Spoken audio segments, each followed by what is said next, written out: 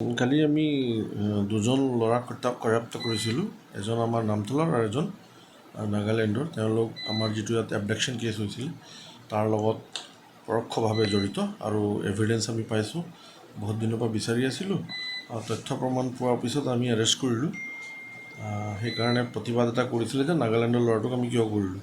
সেইটোতো আইনগত ব্যৱস্থা আমি ল'ব লাগিব, যিহেতুকে ক্ৰাইম এটা হৈছে, আমাৰ মাটিৰ পৰা মানুহ এজন উঠাই লৈ গৈছিলে।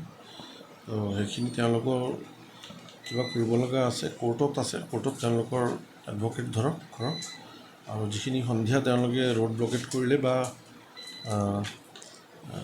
ষ্ট'ন পেল্টিং কৰিলে, ময়ো আহি ইয়াত কালি পালোঁ আৰু আমি তেওঁলোকৰ বিষয়ববীয়া সংগঠনবিলাকৰ লগত আৰক্ষী বিষয়াসকলৰ লগত কথা পাতি সেইখিনি ৰাতি 10:30 বজাত আমাৰ ছল্ভ হ'ল। গাড়ীকেইখন আমাৰ গাড়ীও গৈ আছে, তেওঁলোকৰ গাড়ীও অহা যোৱা কৰি আছে। আজি কিবা ঘটনা এটা কাৰোবাক পিটিলে বুলি শুনিলোঁ, কিন্তু আমি কথা পাতি আছোঁ, তেওঁলোকৰ SP-ৰ লগত কথা পাতিছোঁ যাতে এইখিনি আৰু নহয় আৰু কণ্ট্ৰল হৈছে, চলি থাকিব, নৰ্মাল হ'ব। নিশ্চয় আমি এইটো কৰি আছোঁ তদন্ত। আৰু তেনেকুৱা মানুহ থাকে 2-এজন মদ খোৱাৰ পিছত কণ্ট্ৰলত নাথাকে, কাৰোবাৰ কথা নুশুনে।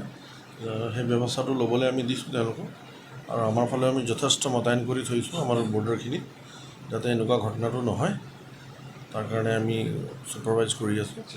দাবী মানে কি, এইটোতো আইনগত ব্যৱস্থা আমি ল'মেই। মানুহ ক্ৰাইম এটাত জড়িত মানুহ আমি ধৰিমেই, যিয়ে নহওক। সেইটো তেওঁলোকৰ কিবা যদি আছে তেওঁলোকে যুক্তি প্ৰদৰ্শন কৰক কোৰ্টত। আমাৰ কৰিব লগা একো নাই এতিয়া। আমাৰ মতে আমি যিখিনি এভিডেঞ্চ পাইছোঁ, আমি মানুহ ধৰিছোঁ, আমি জেললৈ প্ৰেৰণ কৰিছোঁ।